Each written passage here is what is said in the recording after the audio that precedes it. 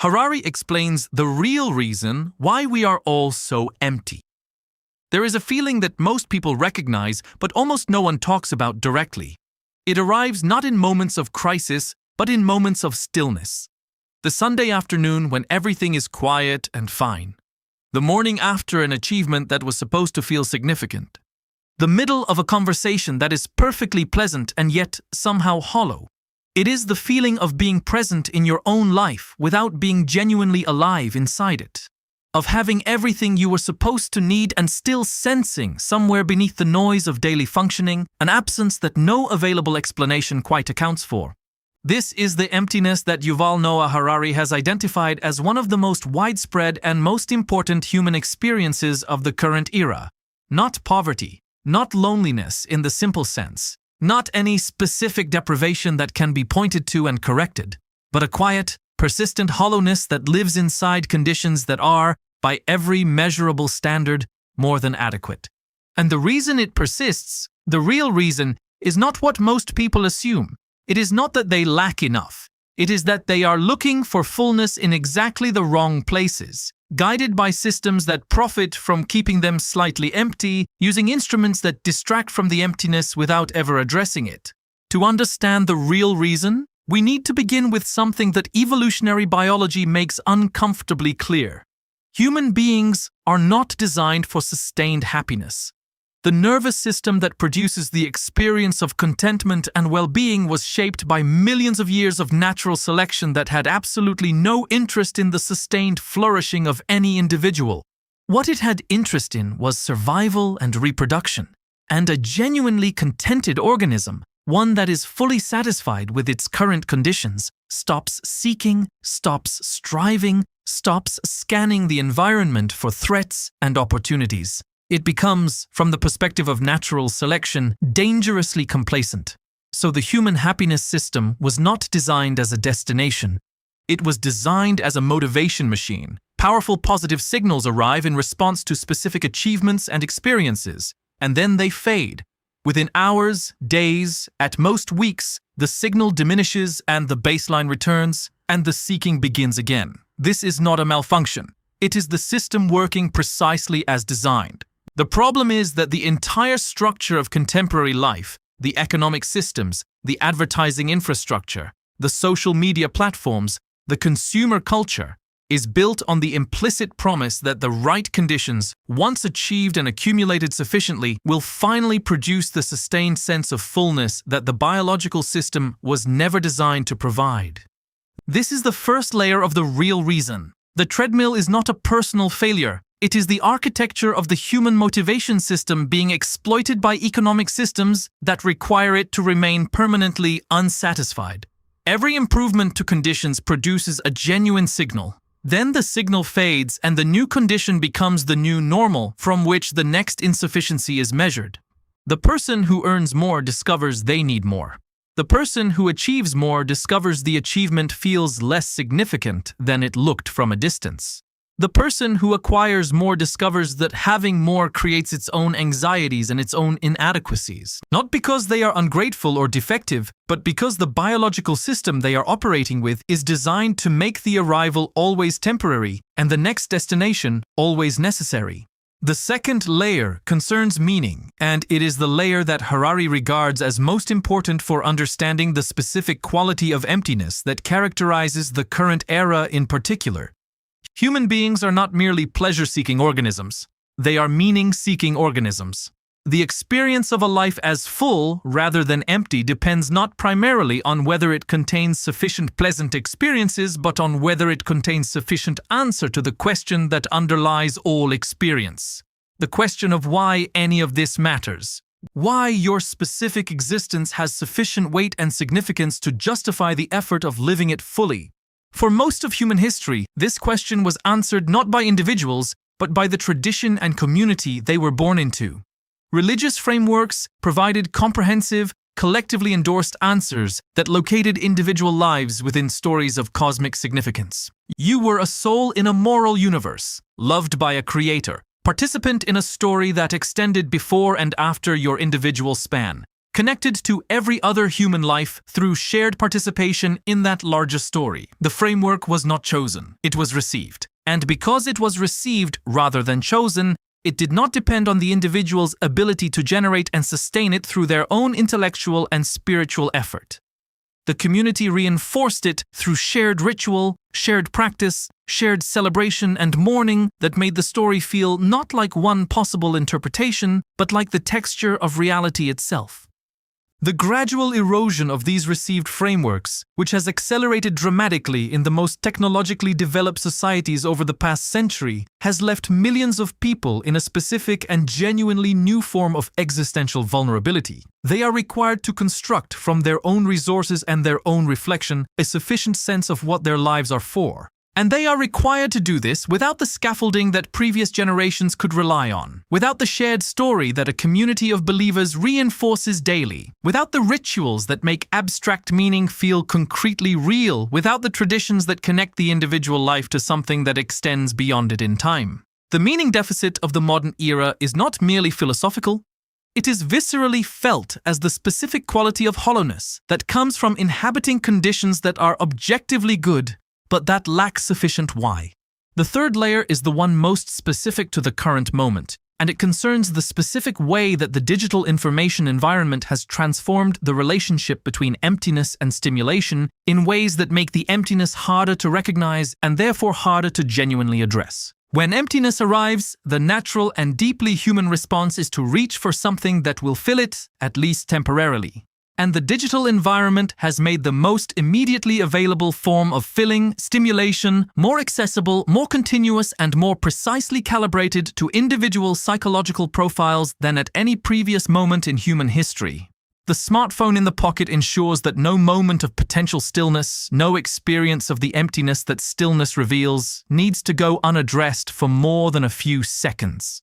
The feed is always there. The content is always waiting. The mild positive signal of novelty, of social validation, of engagement with something interesting or outrageous or emotionally resonant is available at any moment of any day. And here is the mechanism that Harari identifies as crucial. The digital environment does not address the emptiness. It displaces attention from it. These are not the same thing. Distraction from a problem is not the same as resolution of it. And the specific form of distraction that the digital environment provides is uniquely effective at preventing the resolution, because the resolution requires something that the distraction specifically prevents. It requires genuine silence, genuine stillness. The willingness to be with the emptiness long enough to actually feel what it is made of, what it is asking for. The distraction ensures that this willingness never has to be developed, because the alternative, the immediate provision of mild stimulation, is always so readily available. The result is a population of people who are simultaneously more stimulated than any previous generation in human history and more profoundly disconnected from their own inner experience. Because the habits of inner attention that genuine self-knowledge requires have never had sufficient uninterrupted space to develop. The fourth layer concerns what the emptiness is actually made of. What fills the hollow space when you sit with it honestly rather than immediately displacing awareness of it with the next available stimulation? The answer, when it is actually encountered rather than merely theorized about, is almost always some version of the same few things. The absence of genuine connection. The absence of genuine purpose. The absence of genuine presence with experience as it actually is, rather than as it is used to be or might someday become. Genuine connection is not the same as frequent interaction. The social media environment provides interaction in extraordinary quantities, more than any human nervous system was designed to process simultaneously. But interaction, in the quantities and the forms the digital environment provides, does not provide what genuine connection actually requires. Genuine connection requires being actually known by another consciousness, not your curated presentation of yourself to a larger audience, but the actual you, in your specific complexity and your specific difficulty and your specific beauty, seen and engaged with by another person who is also genuinely present rather than performing presence. This form of connection is rare. It is rare because it is time-consuming, because it is emotionally demanding, because it requires the specific quality of sustained, undistracted attention to another person that the digital environment systematically trains against. And its rarity is a primary constituent of the modern emptiness. Genuine purpose is similarly not the same as activity or achievement. The person who is extremely busy, who is achieving constantly by the available metrics, can be profoundly empty in the dimension of purpose if the activity and achievement are not connected to something that feels genuinely significant independent of how it is measured. Purpose requires the experience of one's specific capacities being engaged in pursuit of something that matters beyond the immediate gratification of the engagement. It requires the sense that what you are doing contributes to something larger than your own experience of doing it, that your specific existence makes a difference to something worth making a difference to. This is a form of meaning that cannot be provided by achievement alone, however impressive, or by activity alone, however intense. It is generated by the specific quality of engagement with purposes that are genuinely, not performatively, important. And genuine presence is perhaps the most fundamental and most consistently disrupted of the three. The specific quality of being actually here, inhabiting the actual texture of the actual moment, rather than using the present as a corridor to a future state or an arena for the management of a social performance, is the dimension of experience that the totality of the modern information environment is most systematically designed to prevent. Every notification is a summons away from the present. Every curated image is an invitation to compare the present with a constructed alternative. Every algorithmic recommendation is a redirection of attention from what is actually here to what the system predicts will be more engaging. The cumulative effect of living inside this environment for hours every day from childhood is a systematic atrophying of the specific capacity for genuine presence that is the prerequisite for the fullness that the emptiness is asking for. The real reason we are all so empty is therefore not one thing, but a convergence of several things that reinforce each other. The biological architecture that makes sustained contentment unavailable as a permanent condition. The collapse of the shared frameworks of meaning that provided previous generations with ready-made answers to the question of why their lives mattered. The specific design of the digital environment that exploits the emptiness rather than addressing it, providing distractions so effective that the silence in which genuine resolution could develop never arrives. The replacement of genuine connection with its digitally mediated approximations. The replacement of genuine purpose with its metrics-driven substitutes. And the systematic atrophying of genuine presence by an environment that rewards attention always being somewhere other than here. What Harari points toward as the only genuinely adequate response to this convergence is not a prescription for a better set of external conditions. Better external conditions are worth pursuing, but they are not the response the emptiness is asking for, as the evidence of continued emptiness inside objectively excellent conditions makes clear. The response it is asking for is a different quality of relationship with what is already present. A quality of genuine inner attention, developed through specific practices that makes genuine presence with actual experience possible. A quality of genuine commitment to the forms of human connection that actually provide the encounter the emptiness is missing. A quality of genuine engagement with purposes large enough to provide sufficient answer to the question that the emptiness is always ultimately asking. None of these are easy to develop in the specific conditions of the current era.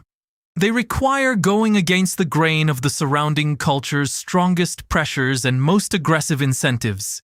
They require choosing silence over stimulation, depth over frequency, genuine presence over performance.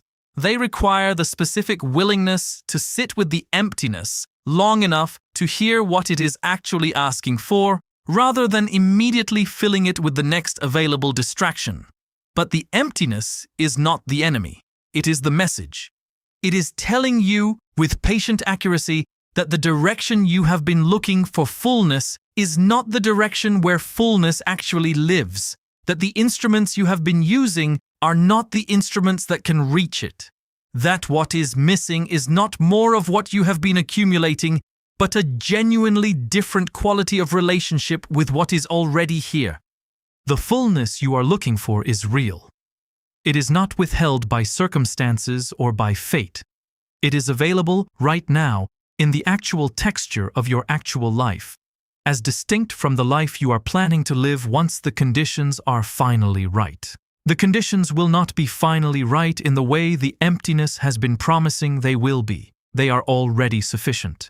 The only thing that needs to change is the quality of presence you bring to them. That is the real reason we are all so empty, and that is the only real path out of it. Not more, not better, just actually here, fully received,